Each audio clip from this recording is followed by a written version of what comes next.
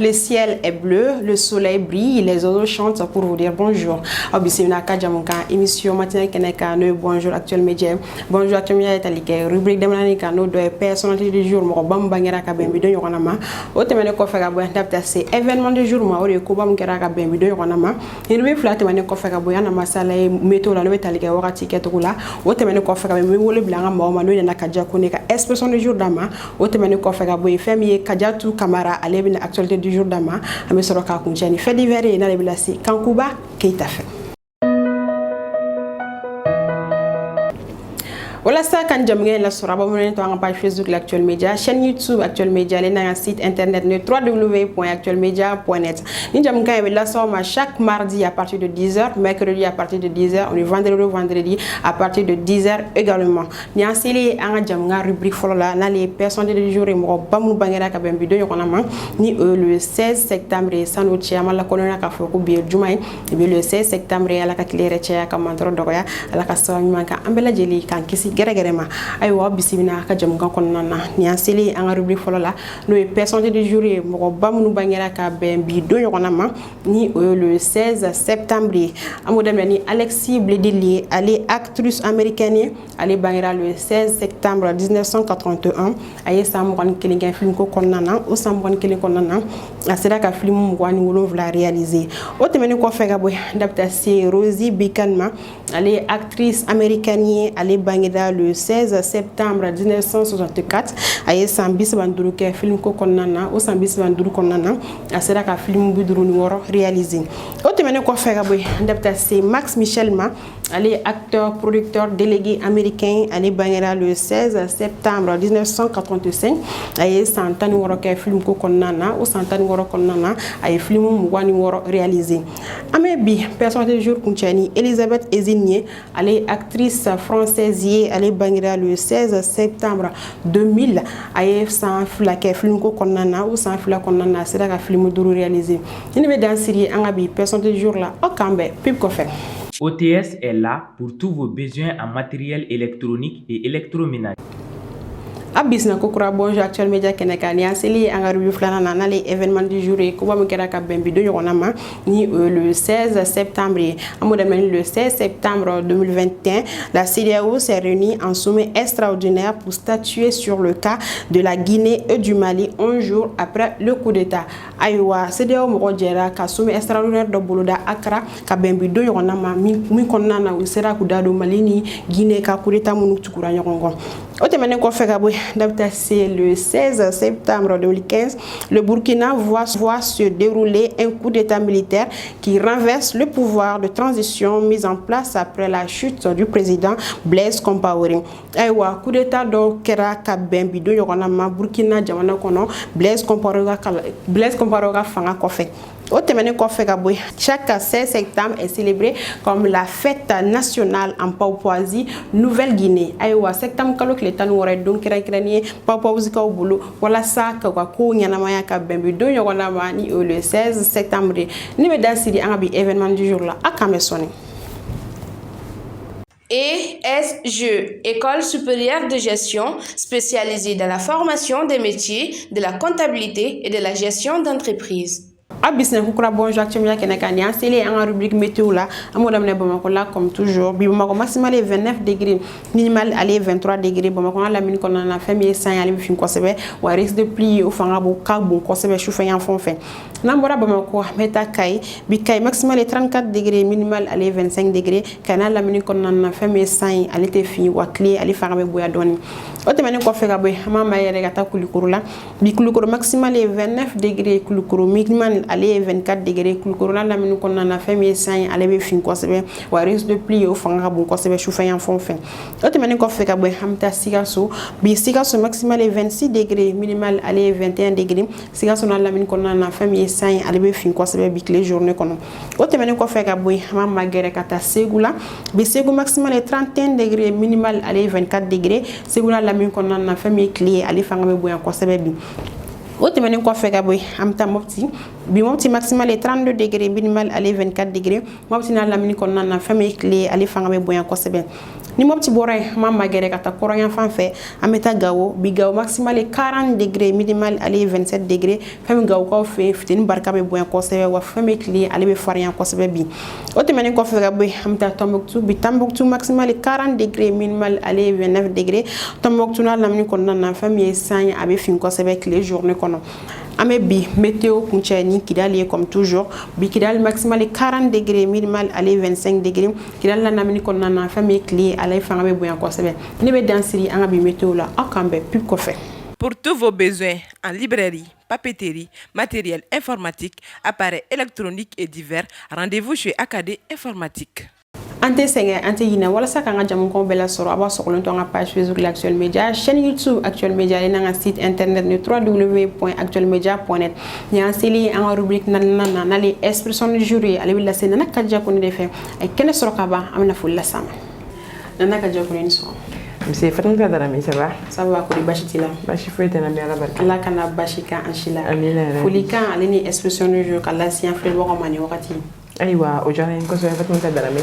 comme nya fi na to comme na la sigle no Actuel Média kon na la no surtout keren yala ni émission ina yoni anga foli di en flel ko ni an kanu mo ma ami RFO ko so be donc ami fo ga tessiri ani ga timinan yala o te men ko fe ga boy ami flel wa ga man musuma bela yele fo mal ko no mal ko ko aussi que la Fatimata Darame nya me nyona émission kera te ko so kan mo de bila mo bi ko fon commenter partager ke o te se kero ke be ba duni donc anti vous sara soro ama fu nyona ko bonjour à tout le monde plateau quand keren yala rubrique expression du jour keren. D'accord o jara ko sebe na kadja ko ni wakati na o pre ba ko ga fuli kan la me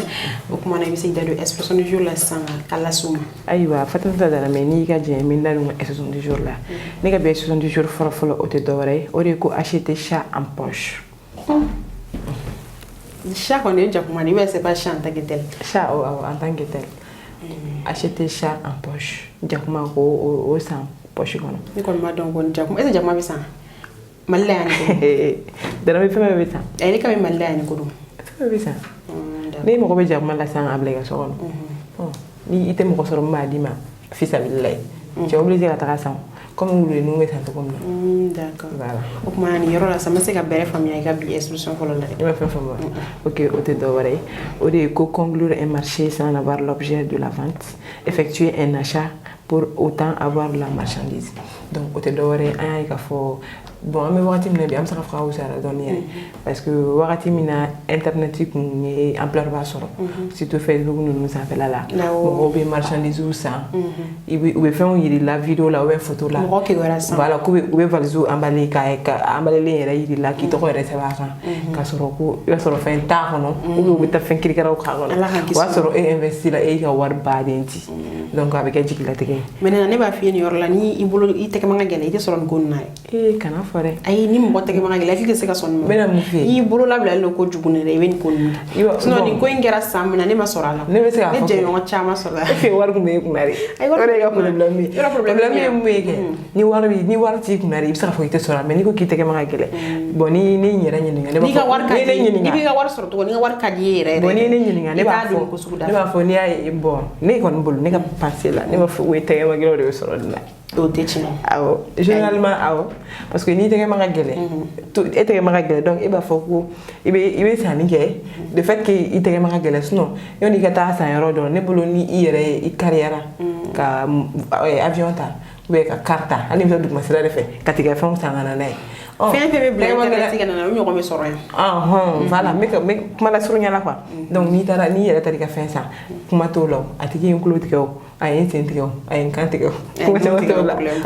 mais ni e sigi gaso tege mangala la ka parce que il n'a passé mi bon et rebolo ni e ouais nga famia voilà ni e bolo ni e passé bon aller retour mu bon ani iga argent de poche e bolo ni olu bon ire be je wa voilà qui voilà chose ba to o bena ke e bolo dépenser ba donc ni duna iba commander doro wa abla kan tak na aéroport la donc nata ba ya fana na chamay ay wala ka donc ama fo ko munum kera ni victime ya mais ama fuma ko ama mu fuma oh ya ko voro ya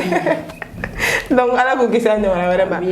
amake munu la folo comme ego ke ka warte soro amake la folo comme ego ka a kɛra jɛɲɔgɔn Ala kana kɛ na Ala kana a kɛra mun na olu y'a ko a ma kɛ minnu na ay fon ne ma ko la Ala ka jarabi an bɛɛ ay fon ko suri ma ko la jarabi na fo mun na o sɔrɔ wari foyi tɛ e bolo wari ni bolo bɛ to no wen dafe itina nya sɔrɔ la itina fɔlɔ la jarabi ni dɔw ta fi i b'i kale Ala la kite sanni kɛ hali ka wari di mɔgɔ ma ka ci ka taa boutique tɛ sɔrɔ ma tellement que o ye dɔw fara pe donc n'o tɛmɛna ka bɛ an tɛ exception filanan na o de ko o de ne pas faire de mal à une mouche non non jɛlen ni mɔgɔ kɛ n'a fɔ i tɛ se ka kojugu kɛ mɔgɔ si la i tɛ se ka kojugu kɛ mɔgɔ la quoi e tɛ se ka kojugu kɛ limɔgɔ la quoi tellement que c'était facile. Donc, au corps de être inoffensif, être doux, être non violent, être gentil, être incapable de causer du tort à qui que ce soit.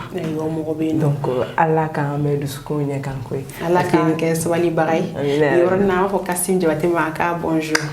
Comment ça va? Aïe na yela laisser tu bois à la maille. Quand ni ma don. Oui Kassim me munda de ka. Kassim ma ira mo la. Ay mo fa dem na ga to o be ku ngare parce que dépend lien be ina non che. Fray alhamdulillah ko de parce que mo fa na to do. Donc nana c'est pour te dire que tienya sabali no ko jugu. Aywa. Alors en sabali na fa Kassim to. Donc il faut que Kassim n'est pas capable de faire mal à une mouche. Oui tiens. Il faut écoutez. Donc problème dala. Ni Kassim nana me prévu la ga ila ko Kassim be se mal que mushla. Problème dala yame. Donc les instructions correctes ko aramadin do be tellement que ou te sera kojugu ke aramadina ali di wala voilà o ngeni te ali yele no senga ba soro i yere be kla ka malo parce que yoro ni kele tike mo wala na tigi ma kele ki fe wa foni te horon sino yebe malo ya et si yere be malo yere ba foni ni ke kartala ama réagir ama foi fo donc i kan la femme directement ayini ala to quoi donc no kera doro haglima mi familial mais ni hagliti la be continuer à trafier ba fo abki kono toujours ko atigi e fugari de ou bien atesaka kele ke e mun ke atiko sa la ka sura abso ba kelen kila donc ni expression correct ko alibi ala en son sens ala kan gesala li lo temana ka be am tassi expression bamananga bamananga folo o te dowre ko mo kote shudo ko ka gene ala to kenema na fo ite ko ke ki to wa ne be ibo ne famia to muna na fo sani barang ma gesa imiga bara to we achevé donc avec le travail inachevé ay ni exception de fo et mercredi no un travail ela que dala dam ne fo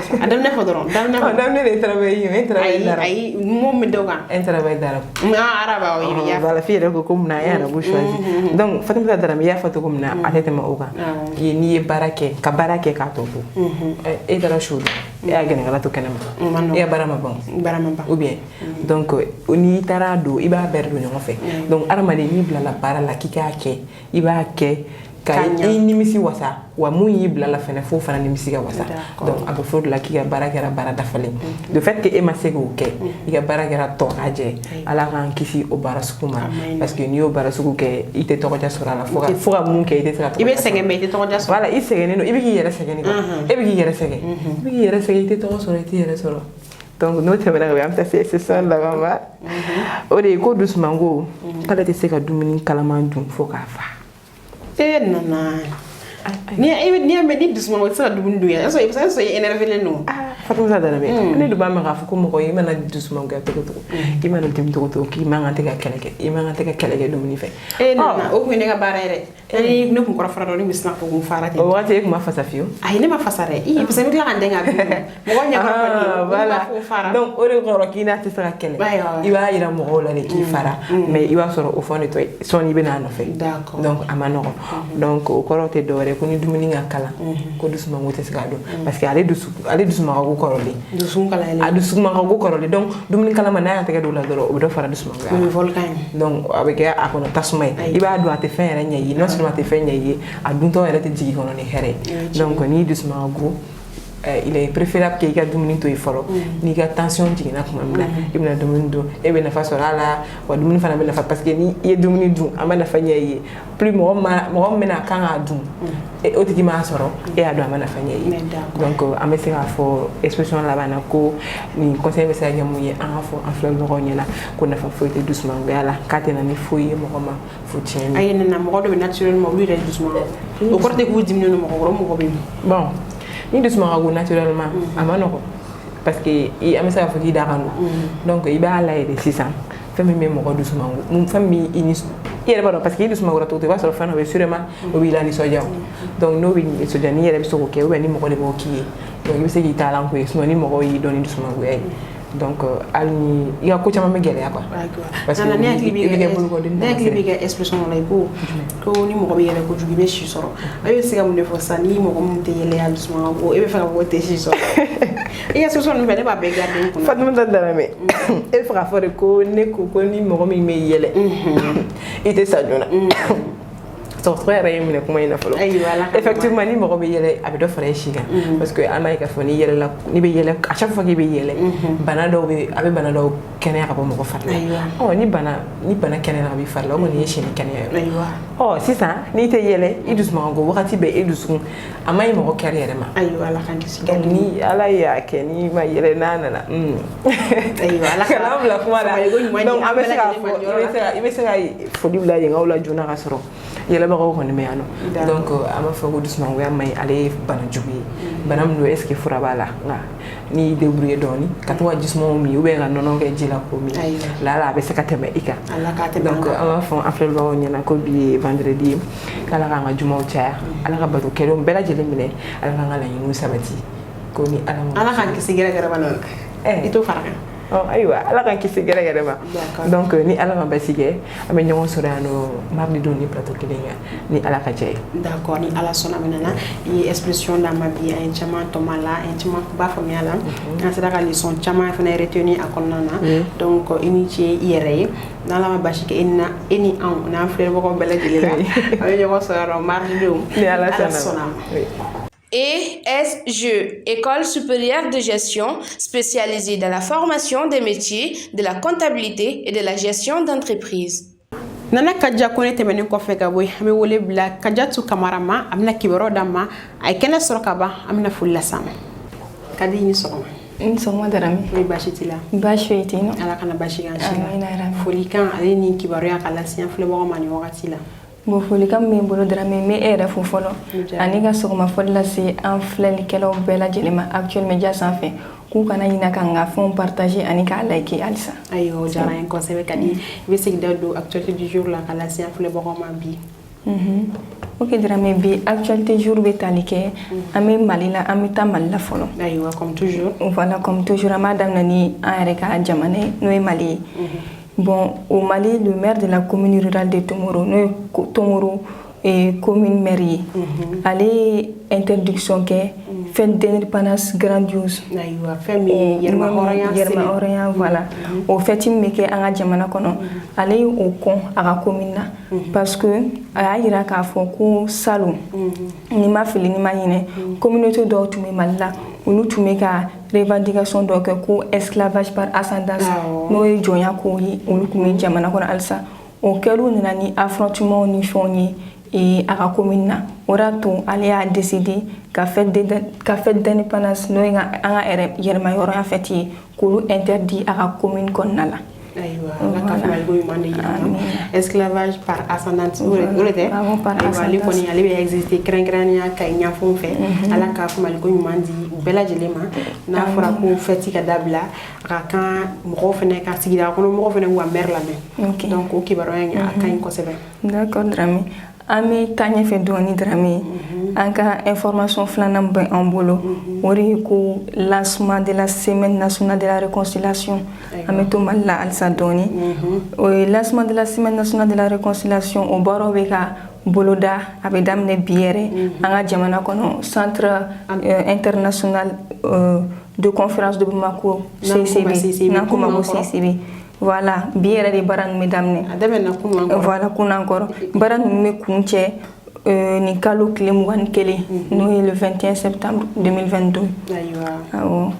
thème talen don nin baara ninnu kama o thème de ko faisons de la diversité un atout pour la cohésion sociale. D'accord. Voilà o de kun ye an ka Mali information ye k'o las'anw ma Darame. Ne bɛ se ka min fɔ ka fara semaine de réconciliation et de paix kan et de la paix du moins ne bɛ se ka min fɔ ka fara k'o de ni Mali bɛɛ jɛra ka fara ɲɔgɔn kan ka ni hakilinata in sɔrɔ ne kɔni bolo hakilinata ye tare tare a thème yɛrɛ a fana ka ɲi kosɛbɛ ka d'a kan Mali bɛ jamana min kɔnɔ Mali bɛ wagati min na sisan nɔ insécurité ale barika ka bon kosɛbɛ donc n'a nin kɛra kɔni o ka ɲi kosɛbɛ ni hakilina jiginna kun kan ka cɛ le 21 septembre prochain ala ka faamuyali ko ɲuman d'an ma ayisa ala ka ko ta ɲɛ ni ma fili est-ce que n ta première édition ayiwa kan ok Darame an bɛ taga Côte d'Ivoire yɔrɔ Côte d'Ivoire kaw ka soldaw dɔ minɛlen don anw fɛ yan an ka jamana kɔnɔ u ka président n'o ye Alassane Ouattara ye o ye réunion dɔw boloda mercredi 14 septembre yɛrɛ voilà a ye jamana kuntigi dɔw invité caman invité an ka sous région jamana kuntigi ninnu i n'a fɔ Guinée jamana kuntigi bɔra fo ka taa se Burkina ani Sénégal ma u ye réunion kɛ réunion bɛ tali kɛ mun na o de ye ko soldats ninnu ka libération olu ka kɛ dans les brefs délais voilà d'accord ala ka faamuyali ko ɲuman d'an ma ne kun bolo kɔni saba bɔra la fɔlɔ ni 46 ninnu ni enquête banna kun bɛ se ka fɛɛrɛ kɛ k'u labila a kuma bɛ ka caya kosɛbɛ ala ka faamuyali ko ɲuman da la ala ka jamana fila ninnu ala k'an bɛɛ gɛlɛn kan amina yarabi Darame ala k'o dugawu minɛ amin yarabi voilà ok Darame n y'a fɔ n y'a f'i ye cogo min na ni information labɛn n'o tun bɛ dan sigi an ka bi actualité du jour la merci pour l'écoute. Ok, o diyara n ye kosɛbɛ ka di I y'i da don a kibaruya la n ye caman faamuya la kosɛbɛ n sera ka n ka tɔmɔtaw tɔmɔ la kosɛbɛ min yɛrɛ diyara n ye kosɛbɛ i ka kibaruya kɔnɔ o de ye semaine de réconciliation et la paix in ye n'ale daminɛna kunun n'a kun bɛ cɛ le 21 septembre prochain donc ayisa an bɛɛ wele bilalen don bɛɛ lajɛlen ma walasa an bɛɛ ka taa parce que Mali ye jamana kelen de hakilina kelen ani kun kelenna kelen o kun kɔnɔna ka di ni ala ma basi kɛ e n'an si la an bɛ ɲɔgɔn sɔrɔ yan nɔ mardi don ni ala sɔnna a ma. OTS est là pour tous vos besoins en matériel électronique et électroménager. N'a fɔ n y'a fɔ a ye cogo min na an ka bi bonjour actuellement kun bɛ cɛ ni fait divers ye comme toujours a bɛ lase Kankuba Keita de fɛ a ye kɛnɛ sɔrɔ ka ban an bɛna foli lase a ma. Kankuba Keita i ni sɔgɔma. Nse ça va. Kori baasi t'i la musokɔrɔba. Baasi foyi tɛ n na. Ala kana baasi kɛ i n'an si la. Yarabi ama. Folikan ale ni fait divers ka lase an filɛbagaw ma nin wagati in na. Ayiwa o diyara n ye sani an filɛbagaw fo n b'i yɛrɛ fo foli belebeleba y'i ta ye. O diyara n ye kosɛbɛ. I yɛrɛ ka bi min sɔrɔ yen i taara a siri min. Kadida ye ɲɛnama kan siri. Cɛ Kadidu ye ɲuman k'i ye bi. N b'a fɔ k'a merci. Merci beaucoup. Non voilà an bɛ foli lase an filɛlibaga cɛman n'a musoman bɛɛ lajɛlen ma minnu bɛ k'an filɛ yan f'u sigiyɔrɔ la Mali kɔnɔ ani Mali kɔ kan. Donc n'o bɔra fait divers min ne bolo bi ne ka bi fait divers kɔni a ka di parce que ne bɛna kuma mun kan ne bɛna kuma balimaya yɛrɛ kan bi. Ala desani. Balimaya ale ka di kojugu. Yɔrɔ dɛ o de y'a to n ko ne ka bi fait divers ka di balimaya ale ka di ale ɲɔgɔn tɛ parce que balimaya filɛ nin ye a santa tɛ sɔrɔ wa balima santa tɛ sɔrɔ donc lien de sannen don ala de b'a kɛ fɛnɛ mais fɛnɛ balimaya dɔw fɛnɛ bɛ se ka na fɛnɛ ka sɔrɔ hali n'aw tɛ lien de san kelen na mɔgɔ kɔni aw mana kɛ ɲɔgɔn fɛ ka ban ka ɲɔgɔn kanu dɔrɔn aw fɔ ɲɔgɔn ma ko balimaya e ma olu b'a fɔ ko teriya ko ni teriya tɛmɛna san 5 san 7 ka dɔrɔn ko y'aw bɔlen teriya la k'a kɛra balima ye sisan nɔ voilà donc o la ne bɛna fɔ sisan nɔ balimaya ka di Darame o ye tiɲɛ mais sisan nɔ ko dɔ bɛ ka kɛ balimaya kɔnɔ minnu man ka kɛ ne fɔ jumɛn i b'a fɔ hinɛ Darame hinɛ dɔgɔyara n t'a fɔ k'a banna pewu mais a dɔgɔyara kojugu i b'a ye san balima fila a Darame i mana balima fila kɔni ɲɔgɔn na fo ka taa se police so ma Darame balima ɲɔgɔn sɛnsɛn ka taa ɲɔgɔn sɛnsɛn ka taa se police so ma Bamakɔ yan i b'a dɔn o ye hinɛ bannen pewu mɔgɔ fila jeli kelen aw bɛ ɲɔgɔn fɛ aw bɛ se ka taa cogo di kɛlɛ ko la linge sale se lave en famille aw dɛsɛra sɔgɔnɔ voilà aw dɛsɛra sɔgɔnɔ na fo ka taa se fo kɛnɛmana ma fo ka taa se ɲɔgɔn di polisiso la ne kɔni hakili la mɔgɔ minnu se polisiso la i ye seli polisiso la a y'a sɔrɔ o ye kojuguba yɛrɛ mais o man ka kɛ balimaw yɛrɛ ni ɲɔgɔn cɛ cogo si la. mais e yɛrɛ fɛ sisan nɔ kan ko mun de kɛlen don ka balimaya goya bi parce que n y'a ye k'a fɔ ko denmisɛnnin tigɛ ko ɲuman bɛ dɛgɛ nɔɔni kosɛbɛ mɔgɔkɔrɔba dɛgɛ nɔɔni wa je sais pas trop donc e y'a exemple ye komi i yɛrɛ sigira musokɔrɔbaw yɛrɛ cɛla i y'a fɔ cogo min na e yɛrɛ fɛ balimaya yɛrɛ mun de kɛlen don ka goya bi. Bon sira n yɛrɛ ko sira kɛ Darame ni ne ko ni ne yɛrɛ ɲininka ko mun kɛlen bɛ k'a tiɲɛ bi ne b'a fɔ de ko mɔgɔw ni ne tɛ ɲɔgɔn fɛ bilen ten mɔgɔ fa ka ɲɔgɔn kanu de n'a ye ɲɔgɔn kanu ko bɛɛ lajɛlen b'a kɔnɔna na balima n'a ye ɲɔgɔn kanu balimaya la dɔrɔn o ye ko bɛɛ bannen parce que ko dɔ bɛ yen nɔ i bɛ tɛmɛ a kan quoi dɔ bɛ dɔ kɛ dɔ la o bɛ yafɔ ma parce que ko o yɔrɔ fɔ u b'a fɔ hali ni ni nɛ aw bɛ ɲɔgɔn kan olu bɛ ɲɔgɔn kan toujours diyagoya olu bɛ ɲɔgɔn kan olu tɛna bɔ ɲɔgɔn kan mais olu bɛ kɛlɛ kuma dɔ i b'a ye ɲimi nɛ ki mais o sigi u bɛ bɔ ɲɔgɔn kan. E yɛrɛ fɛ est ce que nin ko in bɛɛ ma wolo wariko la wariko fana kɛlen don ka balimaya fara bi dɛ parce que an y'a ta k'a lajɛ ni bangemɔgɔ taara kan ko i b'a ye u bɛ ɲɔgɔn wele tribunal la tiɲɛ ni fɛnw nɔfɛ i b'a sɔrɔ se tɛ min ye o bɛ sɛgɛn kosɛbɛ. O bɛ sɛgɛn kosɛbɛ mais ni ko ko wari n se k'a fɔ wari tɛ kosɛbɛ mais yɔrɔ dɔ la i b'a fɔ ko yɔrɔ dɔ la bangebaaw yɛrɛ nɔ bɛna don a yɔrɔ la kuma dɔ la parce que i b'a ye sisan nɔ du kɔnɔ wari bɛ mɔgɔ min kunna pouvoir bɛ d'o tigi de ma i b'a ye n'i ye bɛɛ k'a fɔ ah ni nana i b'a sɔrɔ ka sɔrɔ kɔrɔbɛkɛ bɛ ale ka kɔrɔ ne mais fɛn t'ale kunna mais tant que dɔgɔnin bɛ wari b'ale kunna dɔrɔn bɛɛ b'ale yɛrɛ respecter hali ni ba yɛrɛ nana hali ni ko kɛra i b'a ye ba b'a yira toujours k'a yira ale bɛ dɔ in de ka côté la quoi mun na l'argent somɔgɔw b'u kɛ sisan nɔ donc u k'a dɔn k'a fɔ olu bɛ taa quoi togo o togo olu bɛ taa olu ye dɔ ninnu de ye kelen olu de ye kelen olu tɛ se ka fara bon n'a fɔra balimaya fɛnɛ ma fɔ ko fɔ mun ye fa kelen ba kelen u b'a fɔ e ye ne fa kelen ɲɔgɔn ye i ni mɔgɔ o mɔgɔ k'aw bɔra kulusijala kelen na an ka hakɛ to a bɛ fɔ ma k'aw ye balima de aw bɛɛ kelen sisan mɔgɔ n'i ko ko nin ye ne kɔrɔkɛ ou bien nin ye ne dɔgɔnin dɔrɔn e wolo dɔgɔnin a yɛrɛ bɛ tila ka farafasiya e wolo dɔgɔnin e wolo kɔrɔkɛ u bɛ kuma dɔ fɔ ko ni wari b'i kun k'i bɛ kɛ bɛɛ den ni fɛn t'i kun i bɛ k'i kelen ba den ayisa ala kana bolokolo tan ye a mana kɛ cogo cogo ala k'an se an dayirimɛ kɔrɔ la an ka so kɔrɔ i kana siri balimaya kɔnɔna na kosɛbɛ a ma nɔgɔ dɛ ala ka hinɛ nati yɛrɛ de parce que ni hinɛ nana dɔrɔn ko bɛɛ bɛ yen nɔ hali silamɛya la a bɛ fɔ ko balimaya sirilen bɛ lawurusi de la donc ni mɔgɔ min balimaya tigɛ ayiwa ala yɛrɛ fɛnɛ tɛ e kɔni to yen nɔ dɛ ayiwa balimaya sirilen bɛ lawurusi la o ye kanku ka kumaw ye e b'a ye u b'a fɔ fɛnɛ ko muso o de y'a to u b'a fɔ fɛnɛ muso fɛnɛ an muso kɔni an fɛnɛ ka kɛ mɔgɔ an ka ɲuman ni donna du kɔnɔ o de y'a to a bɛ fɔ ni muso bɛ furu ka taa du kɔnɔna na miseli de bɛ d'i ma k'i ka lamu to yen miseli kun ye min miseli bɛ kalali de kɛ lamu don lamu bɛ farali de kɛ donc i ka miseli ta i ka lamu bila kɛrɛfɛ n'i donna balimaw cɛ la i kana na essayer k'u fara e ka toujours e ka kalali kɛ hali ni e y'a ye nin ye juguman kɛ nin kɛ i ma taa i cɛ wele kɛrɛfɛ a nin kɛra ni dɔgɔnin ɲɔgɔn cɛ a ma ɲi ni dɔgɔnin nana e fɛnɛ k'a ta k'a gɛrɛ hali n'a nana sɔrɔ ko dɔgɔnin kana e fɛ yen ko dumuni san cɛ dɔ nana ka dumuni bɛ a ta ka d'a ma ale balima de don bon ni e y'o kɛ fɛnɛ o tɛ fɛ ka la o contraire o bɛ balimaya sinsin de donc an b'a fɔ ko muso jɔyɔrɔba bɛ balimaya sinsin la quoi parce que dɔ bɛ yen i b'a sɔrɔ hali ni ko dɔ b'a kɔnɔ k'a fɔ tant que a ma muso ɲuman sɔrɔ a t'a kɛ dɔw bɛ yen fɛnɛ ale fɛnɛ b'a fɛ ka kɛ n'a bɛnna ni muso jugu ye fɛnɛ muso bɛ idée min don a kun i b'a dɔn muso bɛ se cɛ la muso ka an yɛrɛ muso an yɛlɛma bolo ka ca kosɛbɛ kosɛbɛ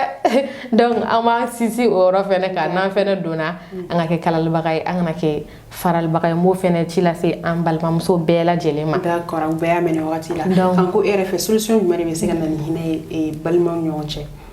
Darame solution wɛrɛ t'o la est ce que n'aw kɔni y'a dɔn k'aw ye balimama ye dɔrɔn a ka ɲɔgɔn kanu a ka kɛ ɲɔgɔn fɛ problème dɔ mana se dɔ ma o k'o kɛ o de y'a fɔ ko mɔgɔ ka di n'a sogo tɛ k'a mɛn ko k'a fɔ ne kungo bɛ yen nɔ ne balimaw de filɛ nin Darame n'i kungo sera bɛɛ ka ye i m'i balima ye i b'i kɛ togo dɔ de la i kungo mana kɛ ka taa fɔ ko nin y'a balimaw karisa balimaw nana i yɛrɛ bɛ nisɔndiya quoi c'est une fierté pour toi quoi donc i bɛ nisɔndiya donc an ka ɲɔgɔn minɛ balimaya la an ka ɲɔgɔn kala an ka kɛ juruba kelen an kana miiri nin ye fantan ye nin ye faama ye an k'a dɔn k'a fɔ ala de ye bɛɛ dan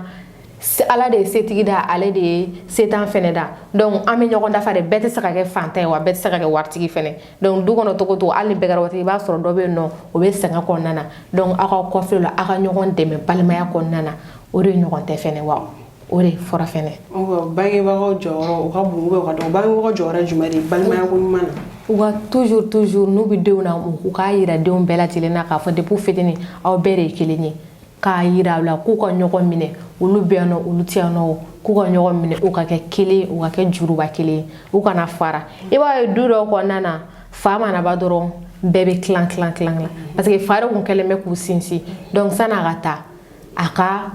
éducation kɛ u kunna kosɛbɛ quoi a k'u hakili don ɲɔgɔn wa a bɛ daminɛ depuis fitinin de parce que ni mɔgɔ n'aw tima don ɲɔgɔn na depuis aw fitinin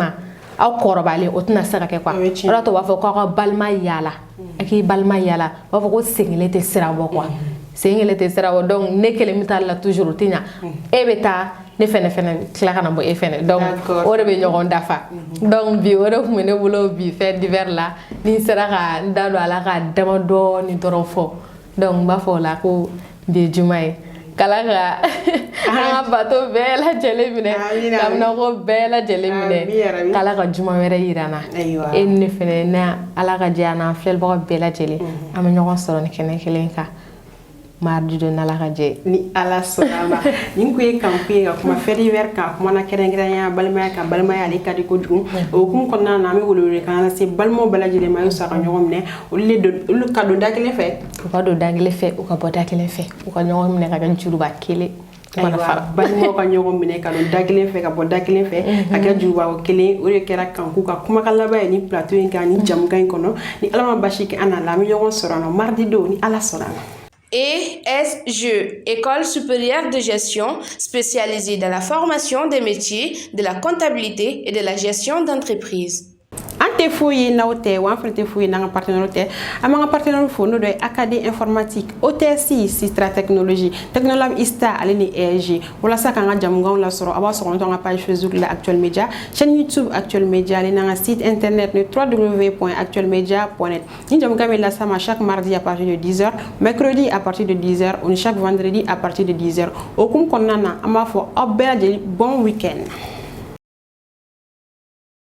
Maliden cɛman ani maliden musoman an ka jamana ɲɛmɔgɔw ni o y'an ka camancɛ fanga tigilamɔgɔw ye n'an b'a fɔ ko transition faamaw o ye hakilina dɔ ta démocratie a bɛ se ka don ba la cogo min na k'a kɛ ɲɛnɛbɔ yɔrɔ kelen ye ni u y'o o kolo in tɔgɔ da ko EDGE article 3 de la loi électorale a bɛ ɲɛnɛbɔ maa minnu fɛ ni o ye EDGE ye k'a fɔ a bɛ na représenter maa minnu fɛ jamana kɔrɔ ani jamana kɔkan ale ni duguba kɔnɔ ani togodaw la ani bugudaw la ani kominiw la ani ambasadow la ani kɔnsilew la article 6 duguba kɔnɔ dugu kɔnɔ o bɛna maa minnu choisi o de ye maa 15 o mɔgɔ 15 mɔgɔ 8 o bɛ bɔ jamana marabagaw jamana fangabatigiw jamana tigibatigiw olu ka yɔrɔ maa 4 o bɛ bɔ an ka jamana politiki mɔgɔw yɔrɔ maa 7 o bɛ bɔ an ka société civile maaw yɔrɔ o bɛɛ lajɛlen faralen ɲɔgɔn kan o ye maa 15 ye. Article 7, nouvelle loi électorale. N'i y'a lajɛ an ka région na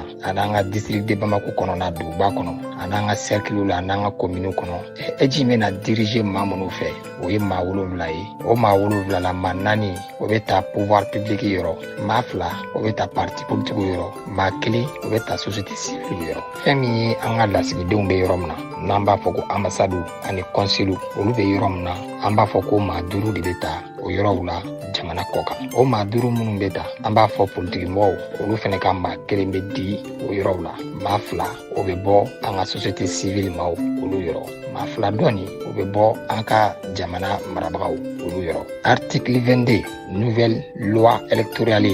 jumɛn yɛrɛ de ye kalafili ɲɛnabɔ tɔn kura EDGE ni ye k'o walawala k'o ɲɛfɔ o ka faamu mɔgɔ si tɛna bɔ kɔfɛ k'i bɛna hakilina dɔ di tari k'a fɔ k'i bɛna baara kɛcogo dɔ fɔ min tɛ nin maa ninnu cɛ la wa min tɛ nin kulu ninnu ka hakilina ye o kulu tɛ taa ka baara kɛ kalafili baara la ne maa min bɛ fɛ ka don kalafili la i bɛ taa sɛbɛn bila ni maaw de fɛ yen wa ka kalafili baara bɛɛ lajɛlen kɛ k'a organiser ka sɛbɛnw ta k'a lase a laseyɔrɔ la a bɛɛ bɛ kɛ ni nin maaw de ye wa ka tila tuguni ka jaabi baaraw k'a fɛsɛfɛsɛ k'a bɔ k'a di jaabi kun fɔlɔ ani jaabi kun filanan ani jaabi laban mɔgɔ si tɛna baara kɛ ni nin maaw tɛ o fɛnɛ fɔlen don ni o de ye article 4 ye k'a fɔ mɔgɔ si tɛna bɔ yɔrɔ wɛrɛ k'i bɛna hakilina dɔ ta n'i tɛ nin kulu in kɔnɔna la k'a yira tuguni kalafili bɛna kɛ ni minɛn minnu ye kalafili bɛna kɛ ni minisiriso min ka yamaruya ye kalafili bɛna kɛ ni formation minnu ye ani baara o baara ye o bɛna bɔ minisiriso min yɔrɔ ka se ka EDGE dɛmɛ a ka kalafili organiseli la o de ye ministère de l'administration territoriale et de la décentralisation article 5 de la nouvelle loi électorale kɔnɔ mɔgɔ o mɔgɔ maliden cɛman ni maliden musoman k'i sen donna kalafili baara organiseli la o don n'o wagati i tɛ se k'a fɔ k'i b'a fɔ k'i bɛ baara kɛ tɔn dɔ ye tari k'a fɔ k'i bɛ baara kɛ i yɛrɛ ye tari k'a fɔ k'i bɛ baara kɛ i sagoya la o ye don ye a n'o ye wagati min couleur man ka ye mɔgɔ la i kan ka kɛ neutre de ye o ɲininen don fɛnɛ a ɲɛnabɔbaga bɛɛ lajɛlen fɛ